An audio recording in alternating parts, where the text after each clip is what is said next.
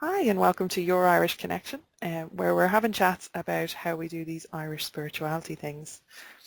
Today we have a fantastic Irish artist, well, living in Ireland at least, and we'll talk about that in a little while, artist Jane Brideson, who has a wonderful blog and wonderful artwork that I've been a big fan of for many years, so it's a great honour to be doing this interview. So, hi Jane. Hi Laura, good to see you. I really am a big fan of your artwork.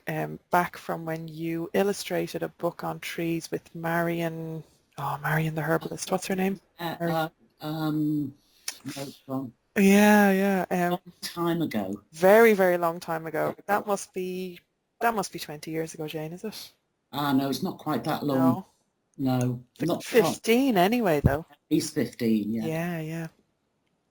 But I loved your illustrations. I loved the book, but I loved your illustrations as well. And it was at a time where I was kind of just getting to know trees. So, kind of a formative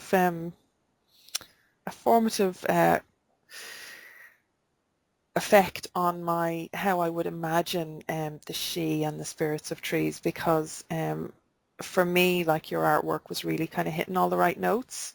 Yeah. And I'm not a very visual person anyway, so it's more when I'm working with kind of spiritual entities or anything, it's more about how it's feeling and the knowledge that I'm getting and the experiences that I'm having. So I have never been very visual, so that was really helpful to me. So I just kind of wanted to start by saying thank you for that.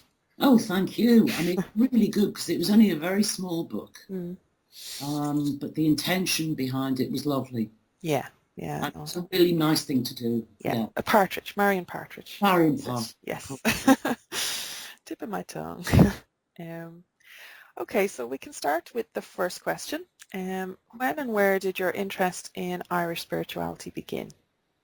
Probably in the 80s, which it wasn't a strong connection or anything like that. It was an interest. And I started reading about Bridget. And for me, I started exploring my own history, my own family history, and looking at my grandmother's family from the Isle of Man. And that's where the name Brideson comes from, because actually that's not my birth name. Okay. I changed my name in the late 80s to my grandmother's maiden name. That's interesting. Yeah, because it was a time when, as I say, the whole Bridget thing was really strong for me. And I grew up with my mother and my grandmother. My father wasn't actually in the picture, though he did come back into my life later. And his family were from the north of Ireland, so I was actually christened McGill. Right. But we didn't have a lot of contact with his family. And his father, what can I say, wasn't a very pleasant man. Okay. So basically I grew up with the whole Isle of Man, brides and women's line. Matriarchal heritage. Exactly, which is why I changed my name. Yeah, makes sense. Yeah. So, yeah, that was the beginning of it. So I read a bit, and I got involved with lots of pagan things when I was living in London, and I ended up meeting this woman, and she was working in a group who were working a form of Welsh family tradition. And so I became involved with them, and I was initiated into that. And looking at the sort of Welsh mythology, I then moved across to the Irish mythology a bit more. But I'd always worked on my own, really. And then I think what happened was when I moved again to Brighton, and I woke up one night terrified, because Mórrígan was in my room. Okay. And that was the real shocker. I think I'd been fast asleep, and I suddenly woke up. My heart was beating really fast. I was terrified. And there was there's quite a lot of sort of light from street lights outside, and I could just see this figure standing in the corner, and she was huge, and she was dark, and she was very frightening. And when I actually managed to move again, I put the light on, and of course she'd gone, and I just got up and made tea and sat there, and I had to sort of work it all through, but it was her, and that was the beginning of it, I think. Yeah. And that was the beginning of the changes that I needed to make in my own life at the time. Oh yeah. All too familiar. Yeah. Yeah. Yeah. So what year was that? Oh God. That was probably early 90s. Right. And you in Brighton, kind of living with no Irish connection as such? No. Physical connection? No, I lived on my own, and no Irish connection except for my father's lot, which I really didn't have connection with at all. Yeah. And then I used to go to visit this woman who was a tarot reader in Brighton. Her name was Carla, and she was excellent, actually. And she would advise that you didn't go and see her more than once a year, twice a year at the very most. Yeah. So you didn't get addicted to the idea of running to a tarot reader every 5 minutes, you know. So I used to go to her, and she did a reading for me, and she actually said, you're going to be moving, you're going to be leaving England, and you'll be in a different relationship, and you'll be in a completely different country. And then, I mean, I just said, well, where? Any idea? And she said, no idea. All I can tell you is that, and then she described the place. She said, you can speak English there. And she said, the place is a small cottage, and it's not far from some mountains. And she said, I can see you, and you're stepping through a front door, but you have to step down and mind your head as you go through. And there's rain. That was your first clue. And she said, I think it's Ireland. And I said, well, it can't be because I don't know anybody there. Yeah. And that's it. And that went on for a couple of years. She kept getting the same thing. And that's when I really started thinking, oh, right, maybe there's something in this. But, you know. Yeah, this is not going away. Yeah, exactly. Yeah, so that was the start of it all. Okay. And the next question then, how did you practically go about getting started? So books, courses, events, people you met. So obviously the Welsh tradition that you described, and Carla, the tarot reader. But was there anything else kind of available at the time that was Irish specific? There wasn't really, if that was the early 90s. No, it wasn't at all. No. And it wasn't really till I moved here, to be honest with you, that the connection and the interest grew. Oh, yeah. Because, I mean, I moved here and what year was it when you moved here? 2001. Yes, 2001, because I met my now partner back then in Glastonbury, actually, and he'd been living here for 20 odd years. He'd moved down from the north. Okay. And we met, and long story, but anyway, I came over here in May, and we went on a trip for about 3 weeks around Ireland, and I just fell in love with it. Yeah. It was when the Whitethorn was out, and it was just, it was just amazing. So I came over in May, and I moved in September. It was that easy. Yeah. And there was no question. It was like, yeah, this is it. This is what I have to do. Yeah. So then when I came over here, it took me a long time, really, I suppose, because I began by doing the ritual that I would normally do, and it was completely wrong. Okay. I can't really explain it better than that. It was like I was imposing something on the land. Right. And I couldn't get a connection, and the ways I'd had of working before in woodland and on the beach and different places when I was in England just didn't work anymore. So I didn't do any ritual at all for about a year or so, until I learnt more. Probably the best way to describe it.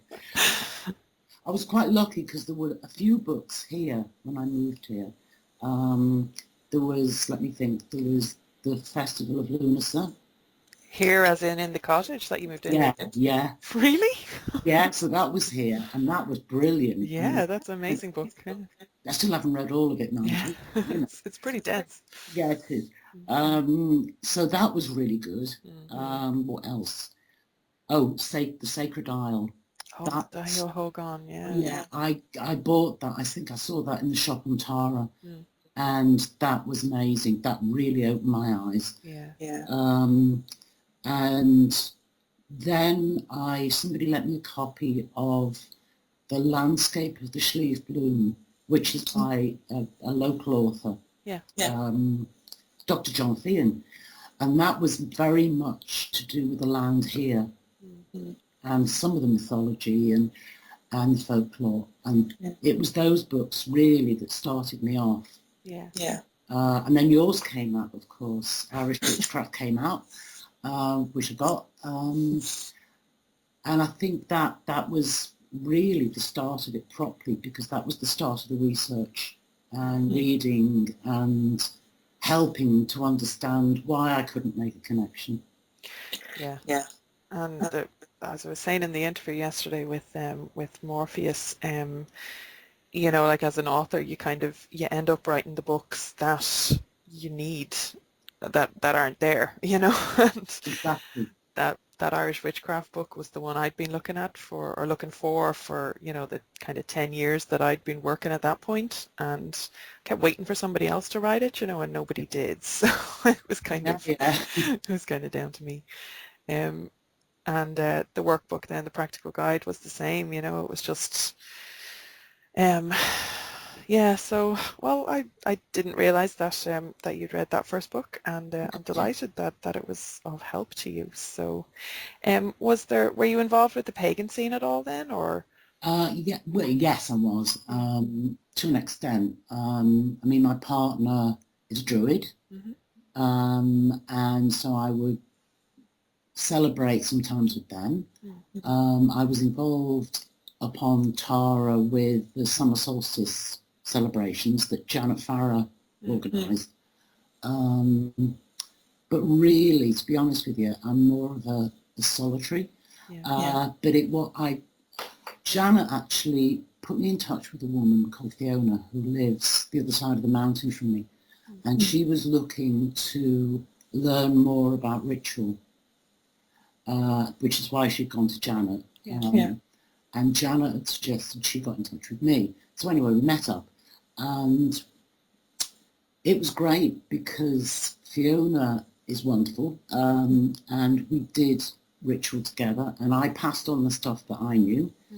And then what we did, and this is the really crucial thing for me anyway, was we started doing path workings. And that was wonderful. I mean, it was that, just particularly because it was focused here locally. And that just opened everything up. It really does, and it's why the journeying work has become just, you know, well, not just recently, but like since I started doing it about 10 years ago, the journey work has just become the foundation of every single thing that I do, you know. So I can very, very much relate to that. And I think at the time nobody was really teaching that, you know. Guided meditations were kind of the done thing, but it was all the, you know, the astral traveling kind of, you know, and even kind of shamanic journeying was maybe being talked about a little bit back then, but not really. And if it was kind of in a very specialized, you know, you have to go and train with the Americans in the rainforest to be able to do this kind of stuff, you know. I think Caitlin Matthews' work was probably out at that stage, but it was, again, it was quite kind of specialized, and it was very, I don't know, to me anyway at the time, and I could have just, you know, it could have been my own chips on my shoulders or whatever, but a lot of the kind of shamanism stuff that was being taught seemed quite elitist, which was very jarring. Yeah, I know what you mean. Do Yeah. you know, and it was where I was I was very much in a place where, I mean, Ray Betts' Hedge Witch had a huge effect on me, and Marion Green's Natural Magic, and Yeah. you know, those kind of ones where I kind of felt not just like a hedge witch, but more like a kind of a ditch witch, you know, and it was kind of, it was just, you know, that was me down in the muck, you know, picking Yeah. berries off the bush, Yeah, and I know what you mean exactly. Yeah. yeah. So the shamanistic stuff that was being taught did seem kind of for posh people, you know, and again, Yeah. that could be just the chip on my shoulder, you know, No, working but class background. it was also you had to spend quite a lot of money to do Yeah, and you know, it. yeah, and the Irish pagan community is not well off as a general rule, and you know, we kind of, things like, you know, courses and even events and stuff like that is only a very recent thing, I suppose, you know, and Yes, it was. yeah, and I think even the Irish people who are kind of responding to the desire or the need for that kind of teaching um, are kind of doing it because there's been non-Irish people coming in for so long and kind of fleecing us, you know. Absolutely. Yeah. So there's a couple of teachers that have started in the last few years that you know, are a little bit of a counterbalance to that, I think, which is Yeah. great. I mean, I love Barbara Lee's work, and Yes. you know, obviously because she's my ex-high priestess.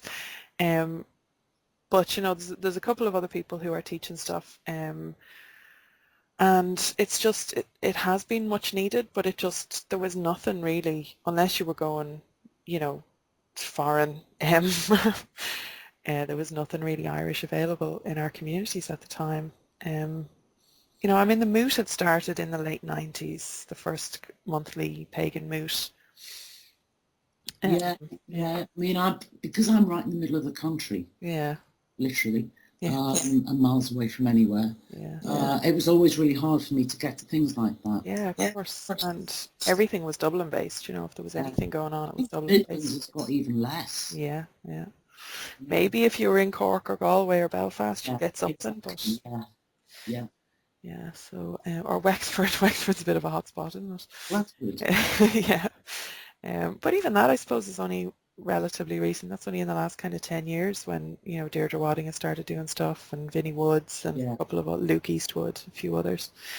Um, but yeah, so just to talk a little bit about your practice, so you can kind of give as much or as little detail as you'd like, but what sort of things do you do on a daily or weekly or a monthly or a seasonal basis to explore or express your Irish spirituality? I mean, I do celebrate the festivals. The strongest ones for me being Bealtaine and Samhain. Yeah, same. Imbolc is very much, for me, it's very much to do with the hearth and the home. Yeah. And I'm a great one for offerings Mm. to the good people. Yeah. I mean, I do walk a lot, and I do a lot of stuff in silence. I think since I've been here, that's become even more important. It's just the quietness and the listening rather than talking or imposing or whatever. It's about stopping and being quiet. Yeah, absolutely. Yeah. And the difference between that and the kind of the drive to, you know, perform a ritual or to be Yeah. active or to do, you know, do the things to contact the gods, to, you know, say the right words and do the right actions. And Absolutely. I mean, yeah. I have been in rituals where, Oh yeah. where people have called, I don't know, a direction, say, Yeah. with two sheaves of paper, and and it's just for me, it's about what comes from your heart. If you can speak it for a start, and actually, personally, the silence is more important because then I can actually bypass that part of my brain that's trying to put things into words. Yeah. And just somehow feel it. And if I close my eyes a lot of the time, that's when I see things, or I don't know, get messages or something. Yeah. So it's the silence. Yeah. Yeah, I mean, I do try and I try and sit quietly every day, but that doesn't always happen. If I can, I sit outside. I try to get out and walk down to the river or something like that a few times a week if possible. Yeah. Because that does a lot for me, for my head. Yeah. As well as my body. Yeah. Yeah.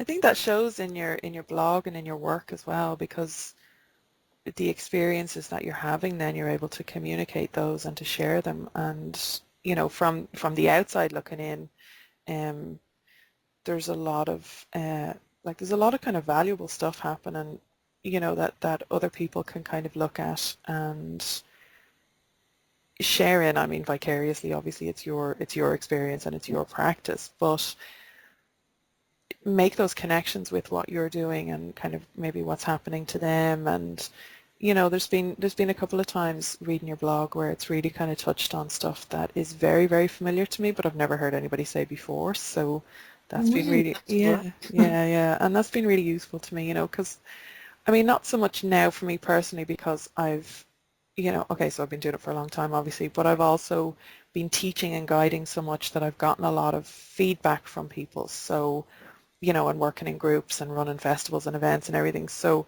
I've been a kind of an abnormal level of active, if you like, and getting those sounding boards. But certainly back at the start for me, there was nobody doing, and I was working in traditional Wiccan coven with Barbara, and coming from Janet Farrer's line, I suppose, and I had a really good, solid, strong group around me, and that was absolutely wonderful. And as little 18-year-old baby pagan me, couldn't have wished for a better place to be, especially coming from a troubled teen kind of background and all the rest of it. So I really was in very safe space to explore that, but it wasn't Irish, and I mean, and Barbara's never claimed to be Irish, and obviously traditional Wicca is not Irish specifically. And as much as there was a lot of space within the practice of that to connect to what was local and to work with Irish deity and all of those things, but again, what you said at the start there, that kind of really resonated with me, because there was stuff that just wasn't working for me. Yeah. And I had this kind of division then of a personal practice and the stuff I was doing in the group, and that was grand, but it actually meant as well then that I kind of didn't have a lot of faith or a lot of confidence in my personal stuff, because it was contrasted with the established structure, group thing that everybody else was feeling, that this tradition was based on, that, so all of these things were kind of, and they weren't, again, there was, I'm not giving out, and the time that I spent with Wiccan ritual and with Wiccan spirituality was hugely valuable to me, and the time that I spent in that group was hugely valuable to me. But it is that, when you read a blog or talk to somebody or hear somebody else's experiences on it, and it's a reflection or a mirror or a connection to your own experiences, it really helps. And so, thank you for doing that awesome work. I think I was lucky in as much lucky. I mean, I was never really drawn to Wicca. And the group that I worked with most when I was in London, it was very different. Was a lot of the ritual that we did was in silence, and they used a lot of ritual drama that was done in silence, and there would be somebody there who would invoke a goddess or a god, and they would carry the energy of that goddess or god But what was interesting was that there would be a woman who would carry the god form. There'd be a man who would carry the goddess form. There was no sort of gender structures or anything like that. It was very open, very free in that way. And I think that was really good for me, although I wasn't with them for long. It was a very different way of working to what a lot of other people I knew over in England and here to an extent were doing, you know? Yeah. Yeah. And I think it sort of freed me up somehow. And at the same time gave me a sort of basis as well, of course, you know? Yeah. That's really valuable, and it means that you kind of didn't have to unlearn things maybe as well. Yeah, I mean, I did in a way, because they still had things that I think had crept in. Yeah. That, I mean, they certainly weren't Irish. Yeah. So, you know, that was unlearning all that. And also looking at the gods and goddesses of Ireland. I mean, there's no sort of, I don't know, so-and-so is the goddess of this, or that sort of pantheon idea and hierarchy of gods or whatever. It's just not there. No, that's what I found anyway. Yeah, no, I often bewail the lack of a clear family tree, you know, for the Irish deity. Yeah. So, things would be so much easier. Yeah, so it was letting go of sort of structures as well, like that. Yeah. Okay. So how important is it to you personally to visit or to be in Ireland physically? So, I mean, I think in your case this is probably an obvious answer, but you've talked a little bit about, you know, how your practice had to change when you came here. So I suppose, like, from somebody who wasn't born here and has moved here, would you like to maybe talk about that experience? Yeah.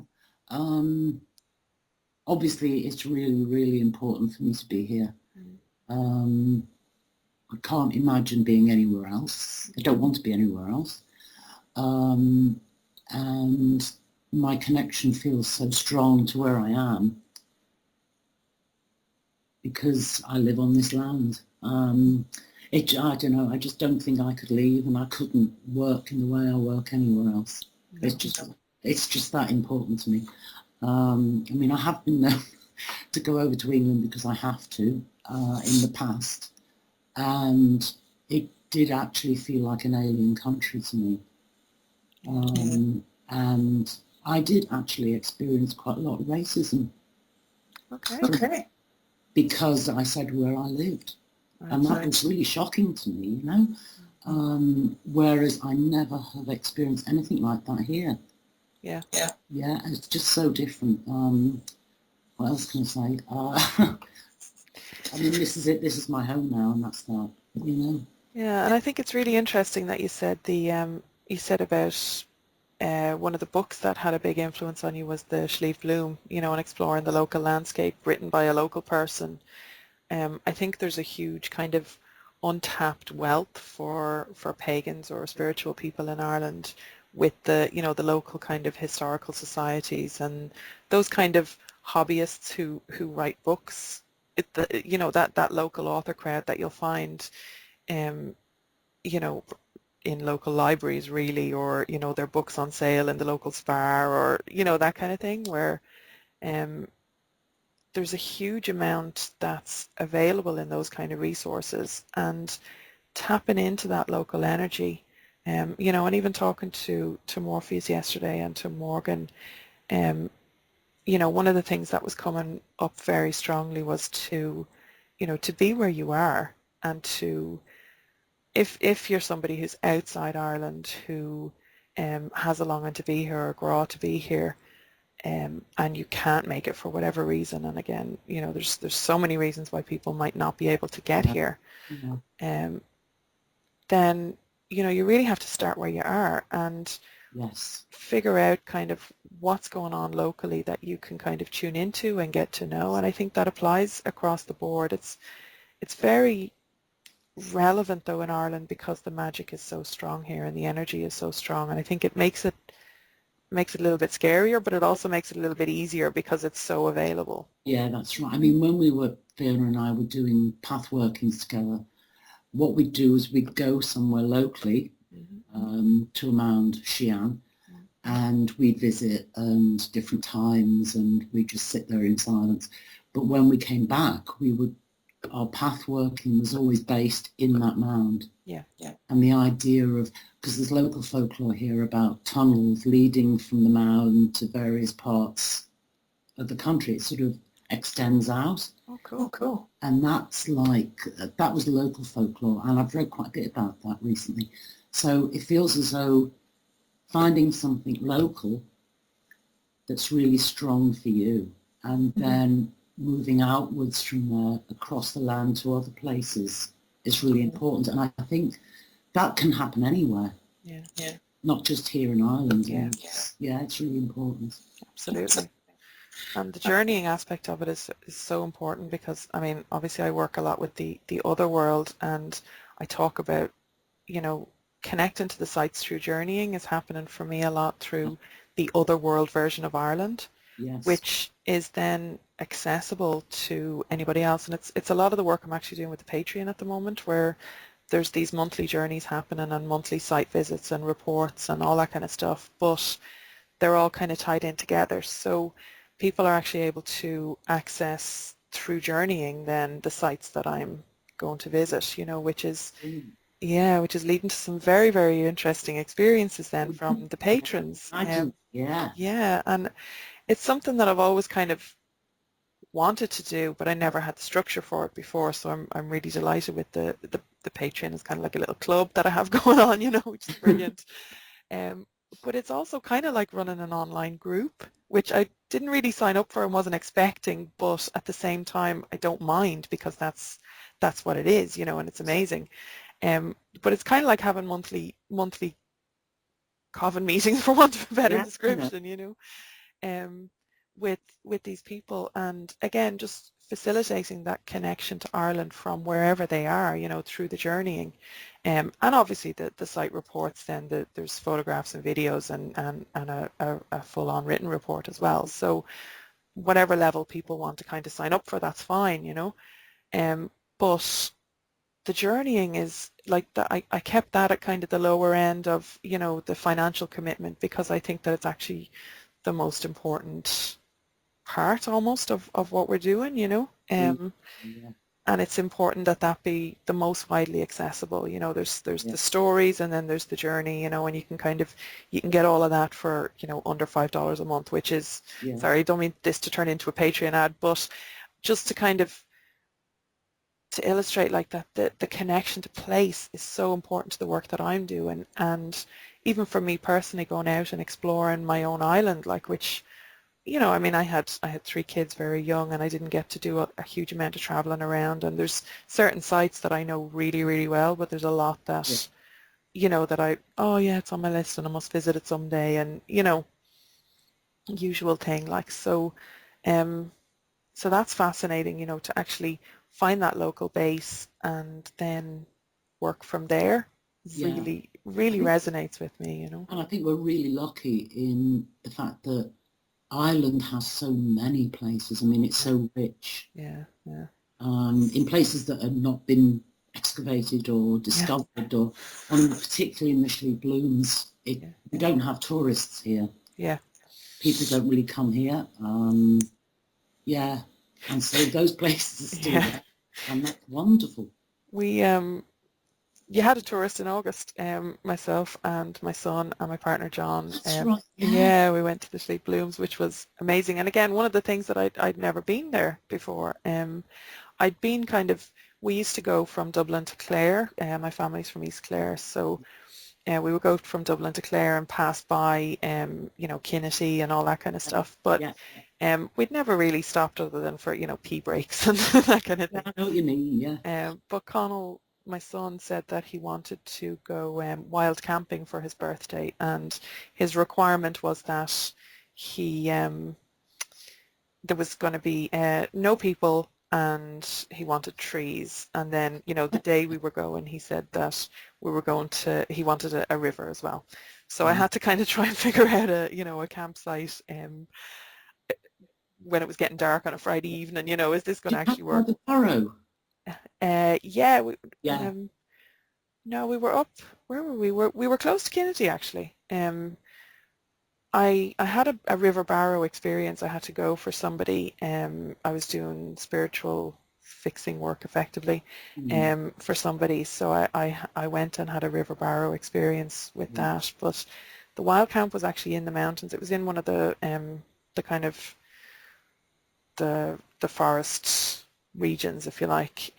So I wrote a blog post about it, just on kind of advising people generally on wild camping. But anyway, the point of all that is the sleep booms are amazing, absolutely amazing. And they are really undiscovered. Just, and everybody talks about Wicklow, and Wicklow's grand, but spend the extra half an hour if you're coming from Dublin or whatever. Spend the extra time and go and visit the sleep blooms, and the amount of walking trails and development that's been put into it. Even behind Kinnity, if you stand in Kinnity and you look towards the sleep blooms, there's a hill called the Hill of the Women. Sleep them on, yeah. Yeah, and there's a mound on top of that, or there was a mound on top of that. And there's loads of sites. I mean, it's just wonderful. And the Barrow is the river I walk to, hopefully, a couple times a week. So, it all connects together, and it's just brilliant. Yeah. And I'm coming from the Shannon, obviously around Roscommon, and I grew up, like I said, around East Clare, and the Shannon has always been huge for me. So making friends with the Barrow was, when I went to visit the Barrow, then making friends with that, there was a lot of kind of similarities. I think it's the second biggest river in Ireland, isn't it? It's one of the three sister rivers. Yes. Yeah. So we have the Shore here in Waterford, and then the Nor then is Carlow, isn't it? That's it, the Northern Shore Barrow. Yeah. So, oh wow, primary school geography from way back. Okay, so we put up on Facebook, there was a question just to see, did anybody want to ask you a question? Right. So we had a couple coming in. If you wouldn't mind, I'll throw them at you. I do need that. Yeah. So we'll start with John, because it's a bit of an awkward one. Well, not really, but John O'Sullivan. Thanks, Your experience, thanks, John. In your experience, what is it about Irish spirituality that makes it so attractive? So it's kind of it's a big one, yeah. Whoa.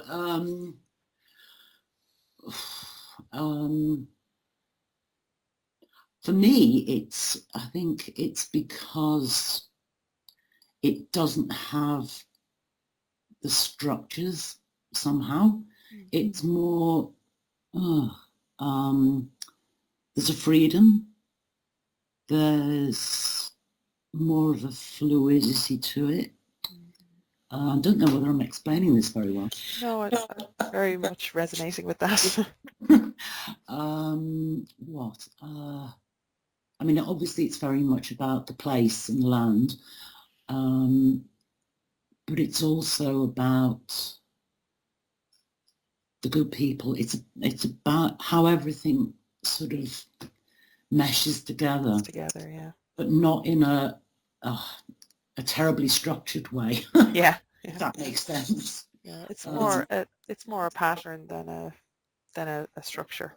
Absolutely, and things keep recurring over and over again. I mean, like experiences here at home, and it's just a recurring thing. And what you find is you think, you go into another season and you think, oh yeah, right, we're coming up to Samhain, and so it's this, and actually it isn't, because the next experience of Samhain is going to be very different from the last one. Yes, yeah, absolutely. And that's about all I can say, really. No, whether that's answered it or not. That sounds perfect to me. Okay, so Kathy Nakahan says, what inspired you to begin painting the gods? Right. All right. I can actually answer this one. You're doing really well answering the rest of them. I don't know what you think you're doing. Right. Well, let me think. It was about 10 years ago, and I had a dream, and it was a really powerful dream. It was really vivid and seemed to go on for ages. And I woke up and I came into the front room and I sat and wrote it all down. And basically what it was, which I've not really talked about to many people, to be honest, was I saw this set of images that was like a set of tarot cards, but not tarot. And it was all to do with the goddesses and the gods offering us things and ways of connecting to them. And it was also connecting through places in the landscape and connecting through a lot of the traditional stuff that still goes on. And things like visiting holy wells and sacred places.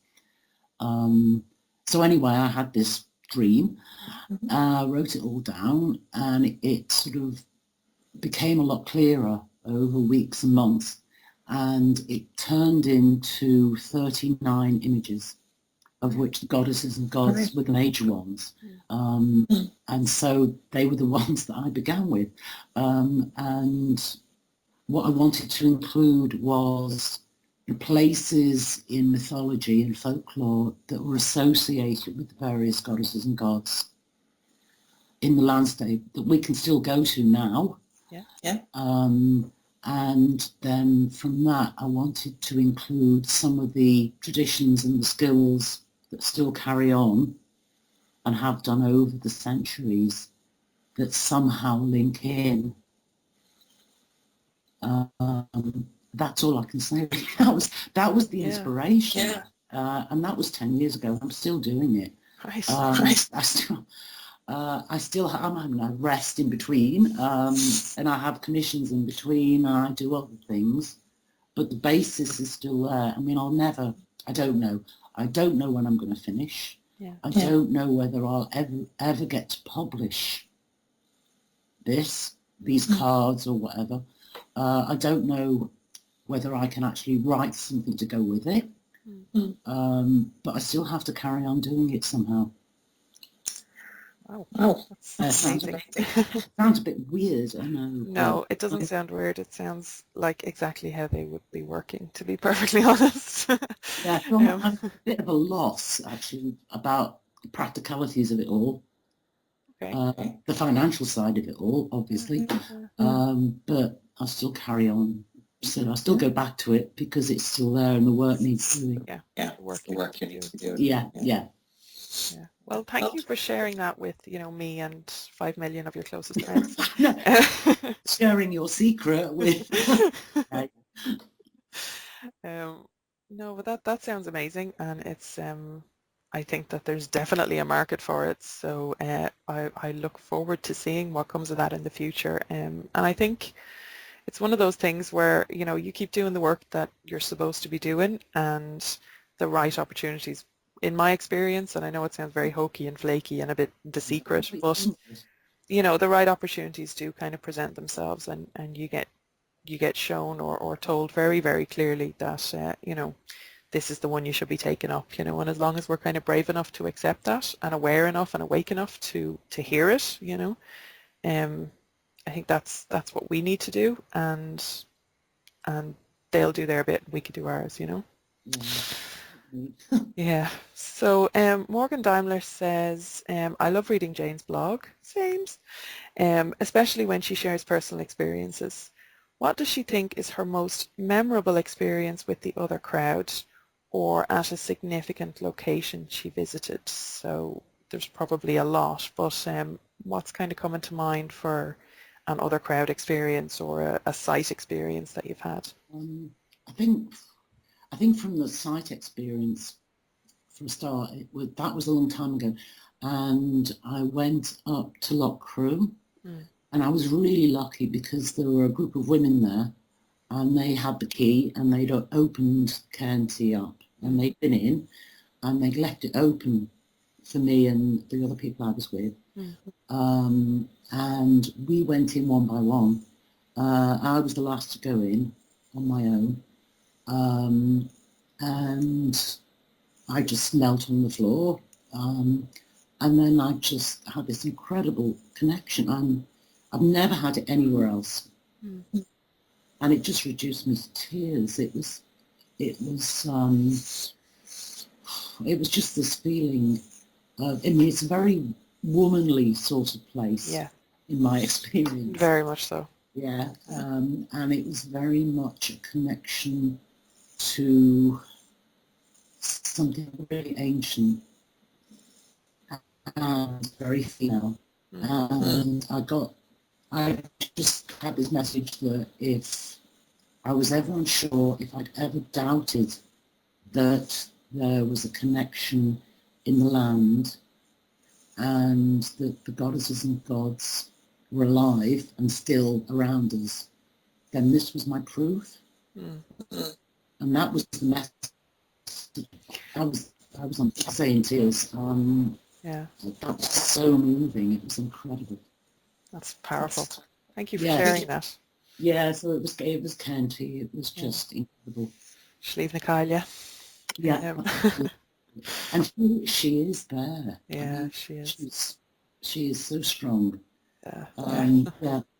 And as for the other crowd, oh, I don't know. There's quite a few things that have happened, and incidents and places, and I mean, where I live, things happen around here a lot, in the house even.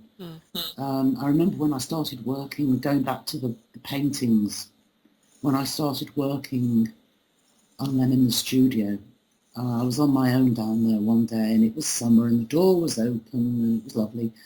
And I was called, I heard somebody call my name, and it was a woman's voice, and I came out and I thought, out of the door, and I thought there was a visitor that had come round the side of the cottage.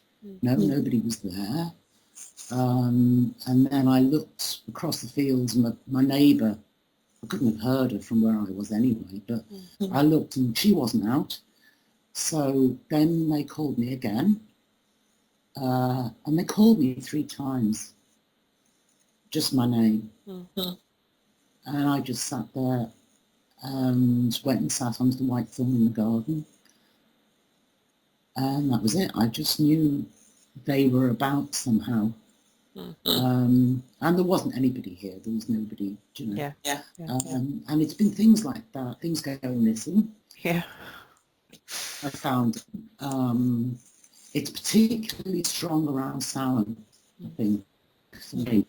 I know in the house at Samhain there's a change that takes place. Now, whether it's the good people, whether it's the people that used to live here before us, because the cottage is about 200 years old, and I think there was a house here before the stone cottage was built as well. Right, yeah. I think there was a wooden structure, you know. Yeah. So we get visitors. Yeah. And doors open and close, and you know, things like that. Yeah. Recently, I mean, I recently wrote on my blog about something that happened earlier this year. When I walked down to the River Barrow, I go through a sort of tunnel of trees, and I go through there regularly. It's not a noisy road, but I mean, you get cars on it, you get tractors. It's a still day. You still hear the wind a bit, and you can hear traffic on the sort of main Tullamore Road, which is a couple of miles away. Yeah. There's always cows, there's always birds, you know. Anyway, I was coming back from the river, and I walked through this tunnel of trees, and everything just went completely silent. I mean, totally silent. And before that, there'd been crows, there'd been wood pigeons, there'd been flies and bees, and you know. Yeah. And then things just stopped. There was the leaves didn't move on the trees. There were cattle in the field next door, and they there was no movement from them, which is really weird. Yeah. And it was a really strange experience, and I thought I'd gone deaf. And then I sort of thought, no, don't be ridiculous. And I sort of spoke, and I could hear my own voice, and that was fine. And then I went into the trees, left the road, and things were just different. There was like a different sort of light. I can't really explain it. And a real feeling of being watched. Yeah. Do you think that sounds similar to experiences that I've put down to an otherworld crossover? Yeah. You know, where I've wandered in or it's wandered over, you know? Yeah, absolutely. It was very, I mean, I've thought about it, and I've had people, I mean, I put it up on the blog recently. I had loads of comments from people about what they think it is. And that's fair enough, you know. Yeah. I thought maybe I'd had a blip in my brain.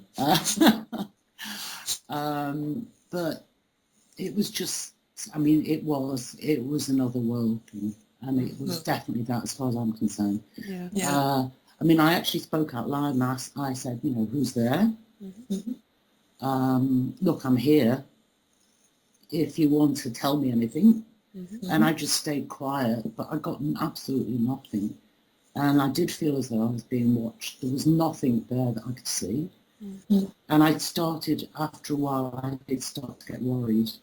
And my main concern was, I'm the only one here that seems to be alive. And what happens when I get home?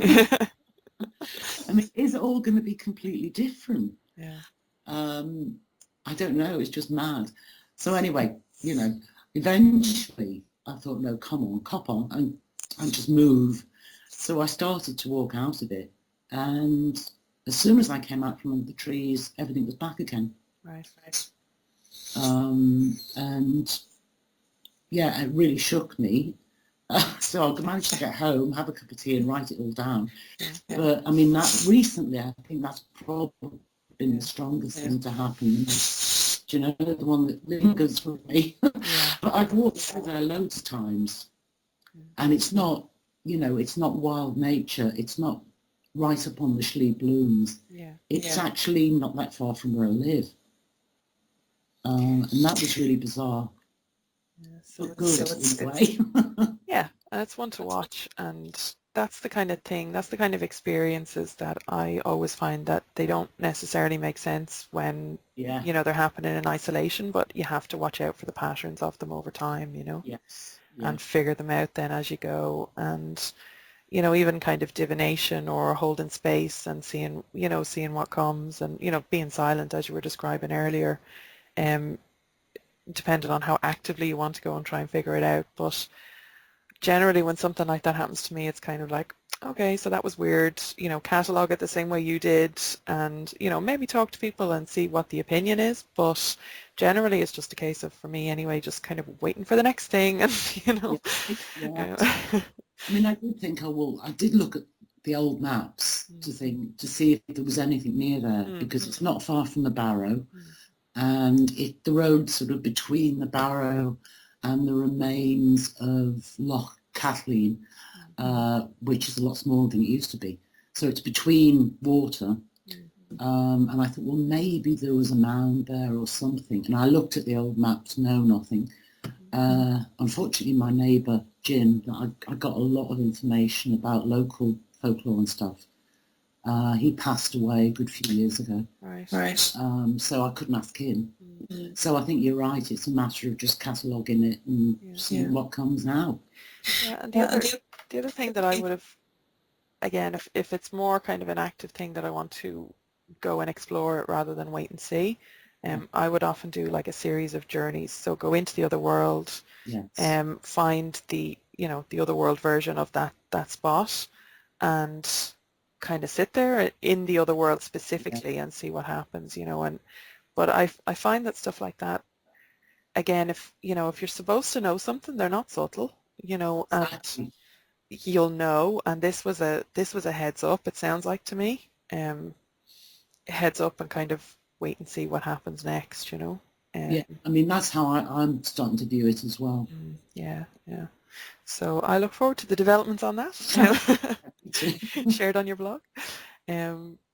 So Vivian Armstrong's the last question we have here. Vivian Armstrong says, I love Jane's blog. She's always raving about you. She's a big fan. She is. And what sacred place do you like to go back to again and again? So again, I think maybe you've touched on some of that, but is there a particular place?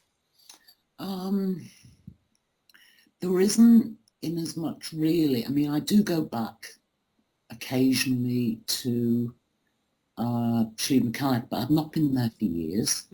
I mean, I do go to Tara. I do go to the well-known ones, you know. But for me, it's mostly local. Crochen Hill, that's over in Offley. Yeah, that's right by you, isn't it? That's not far. That's a really interesting place. And I've done path workings there. There's a really strong Bridget connection there, I think. Anyway, so there, the Hill of the Women. And up on the Blooms, you can't really get up there, but Ard Éireann, I mean, you can get close to it now. The high point of Ireland? Yeah, that's where the Lunacy fires were lit. Oh, okay. Oh, cool. So yeah, and also, I mean, I think it's the Blooms are really interesting because they're some of the oldest mountains in Ireland, which is why they're so low. Yeah. So there would have been a hell of a lot there, and a hell of a lot of folklore, and a lot more archaeology than we know about.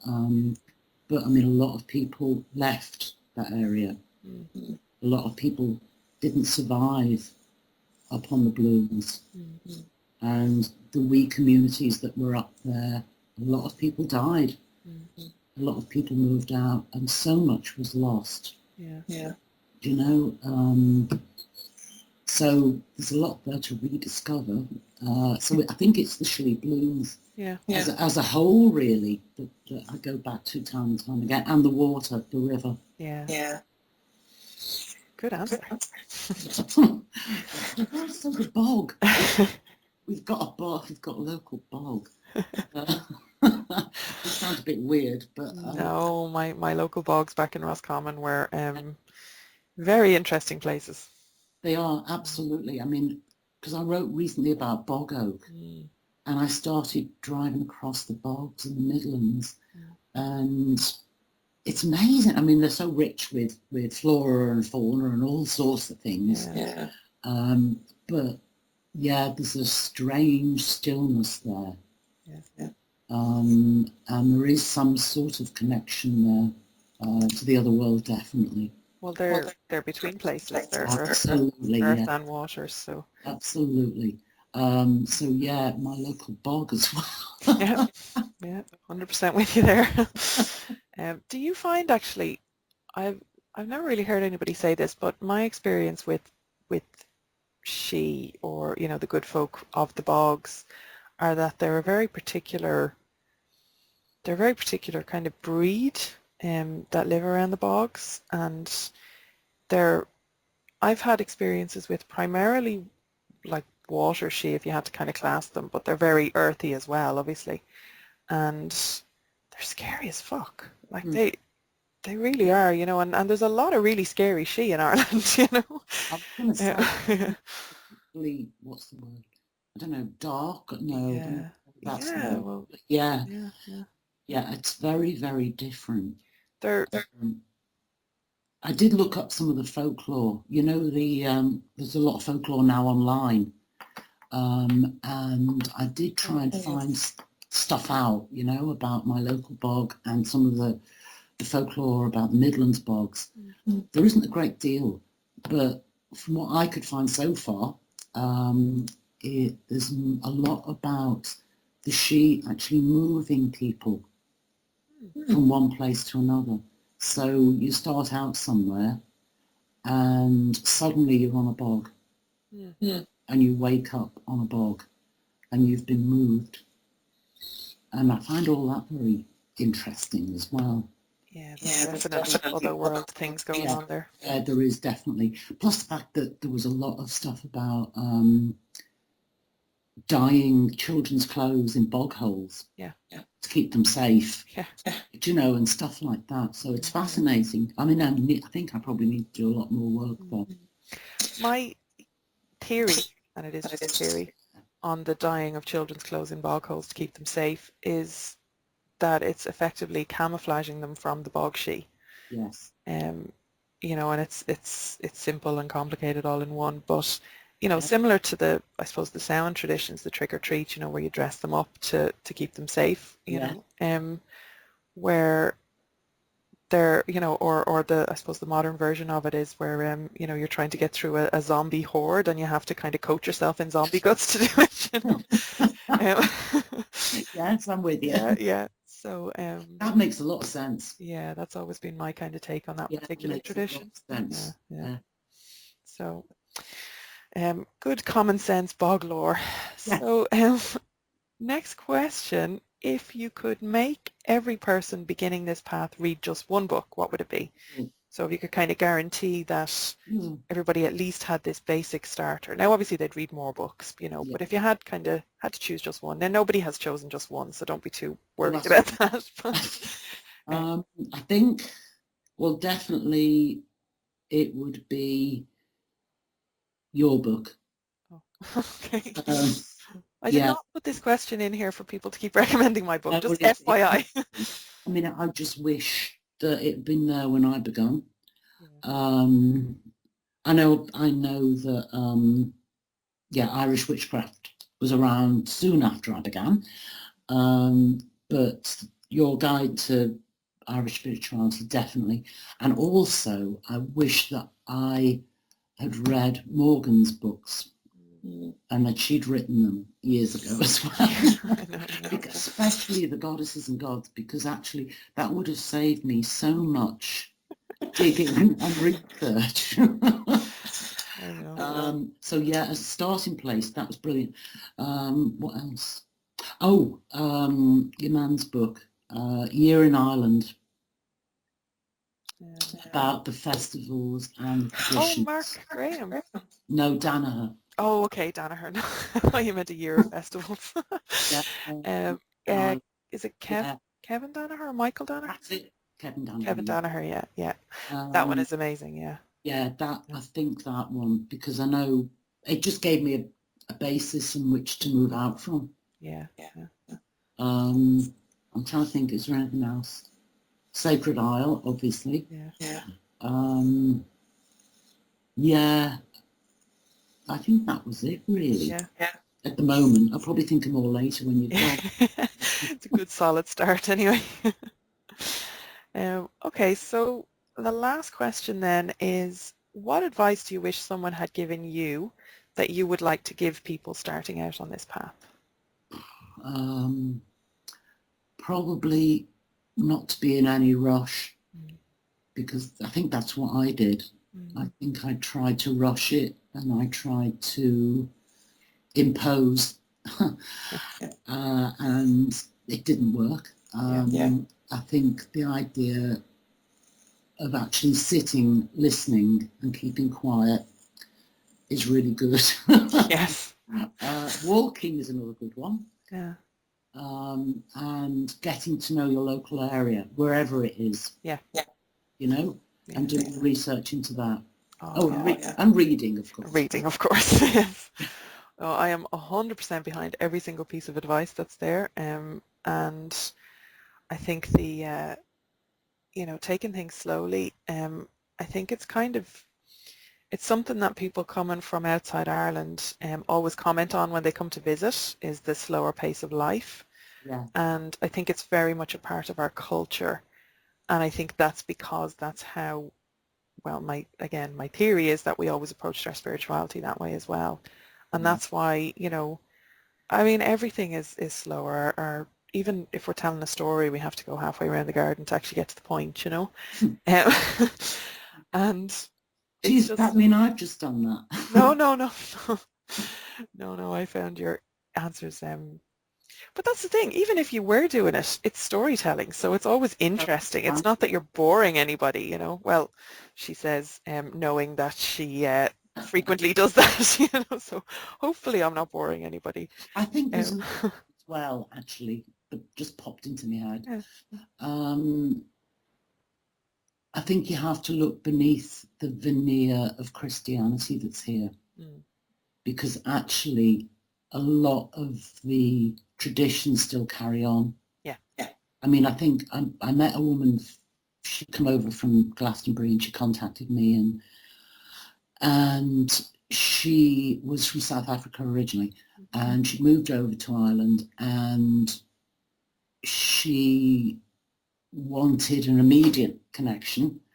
When I was talking to her about the paganism and how you can connect to it, and it is there very clearly, even in a lot of the sort of Christian traditions around sacred wells, and you know, and she didn't see it. It was the Christianity that put her off, and I think she expected it to be immediately pagan. Yeah. So I think you have to look deeper and go beneath somehow. And I've had some really good conversations with Franciscan monks who can look deeper and go beneath. And we find that we've actually got a lot of things in common. A huge amount. Yeah, which amazed me. But I think it's about looking beneath the sort of that veneer of Christianity, at what is actually there and what is still going on, even under that name somehow. Yeah. If that makes any sense. It makes a lot of sense. And if you actually think of, you know, St. Francis of Assisi, you know, and his kind of gift with animals and all that kind of stuff, like their whole ethos is about being in nature and, you know, being slow and being aware and all those things. So it makes a huge amount of sense. Yeah. I've often got drunk with Franciscan monks. Yeah. It's fine. Yeah, it's all good. That is excellent advice. Thank you very much, Jane. So how can people best get in touch with you? I have your blog here is theeverlivingones.blogspot.ie. Is there, you're on Facebook as well? You have a shop on Facebook, don't you? I do. Yeah, and an author or an artist page? Yeah, I have the Ever Living Ones on Facebook. Awesome. And I don't know, do you want my email or should I not give that out? If it's on your blog, is it on your blog? Well, it isn't, but... Oh, okay. If you want to give it out, you can give it out. That's up to you. You don't have to. Yeah, that's fine. Yeah, I mean, yeah, it's fine. It's Mórrigan at mac.com. Awesome. Simple. Mórrígan at mac.com. Brilliant. Yeah, that's it. Brilliant. Well, I highly recommend your artwork. Everybody should have a piece of Jane Brideson art hanging in their home. I only have prints at the moment. I don't have anything original. I bought your Green Man print many years ago. And that is a long time ago. Yeah, and your I think it was your Holly King. Yes. Yeah, and I love those. And I actually lost my copy of that Marion Partridge, but I'm looking at my shelf here, which it's not on. But let me have a look later and I'll see, because I was given a couple of copies. If I still have a spare copy, I'll send it to you. Oh my God, I would love that. Thank you so much. I'll have a look and see if I've still got it. And yeah, I'll pop it in the post to you. Thank you so much, Jane. And thank you for your time today and for, you know, overcoming the tech concerns. I really appreciate it. And I know, great. Yeah, I know our audio has been a little bit off because, you know, Irish internet connection. I'm not sure if it's my side or your side, but there's been a couple of rough patches. But hopefully it turns out okay, and people just kind of put up with it because that is Irish internet, and there's no getting around it. Yeah, that's the way it is. Yeah, I think the fairies have a field day with our tech on a very regular basis. Yeah. So I'm going to say goodbye, Jane, and thank you so much. And thank you, and I'll chat to you again soon. Will indeed. Thank you. Mind yourself. Bye. Bye. Bye.